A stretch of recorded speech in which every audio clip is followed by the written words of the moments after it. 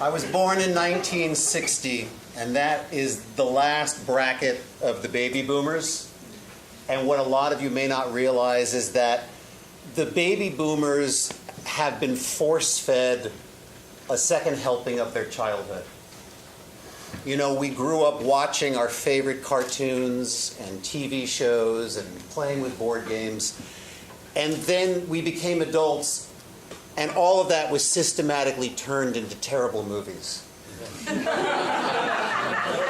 And we sit there watching, you know, the feature film version of Bewitched and Battleship and Bullwinkle, you know, and we're thinking, shit, we're only through the B's. This has got to stop. But it doesn't stop. And so I'm here tonight to get out in front of the machine, and I'm coming to you with the last crumbs of my childhood that are still available for feature film adaptation. And my hope is that one of you will go home after tonight and take one of these and write the screenplay and get that movie produced and then kick back like 20% of what you make to the slow little theater. And I'll feel like I've accomplished something, okay? So you ready? Yes. And if you don't understand the source material, find a baby boomer. We're the ones who are yawning right now. Hostess Snowballs.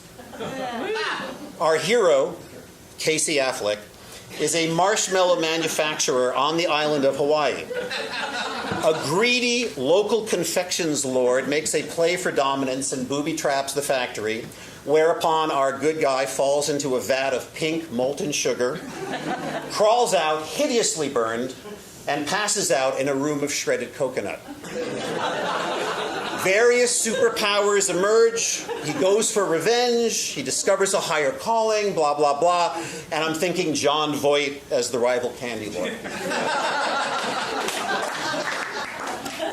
Courageous Cat, Top Cat, and Morris the Cat. One is reckless, one's a hipster, one's an old grouch.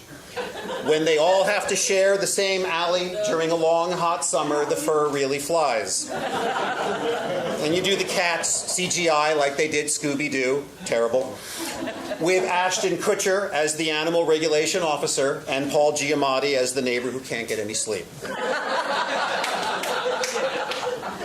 Thumb wrestling. Vince Vaughn and Owen Wilson have both sworn off their crazy thumb wrestling past, and they now teach sign language. But when their local school for the deaf becomes the object of a hostile takeover, okay, I don't have that part yet, maybe mimes or noiseless headphones. Okay. Then they have to recruit a team of amateurs, you know, Ben Stiller, Jack Black, Will Arnett, John Riley, and they compete for the grand prize at the International Thumb Wrestling Competition. Pez.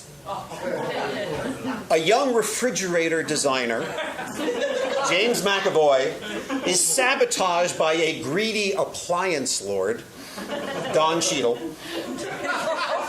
He survives an industrial accident, but he's permanently trapped in a long, narrow freezer. With the help of his assistant, Aubrey Plaza, in her first action movie role, he modifies the icebox and becomes a state-of-the-art hitman, shooting bricks and grenades at enemies through a slit in his neck.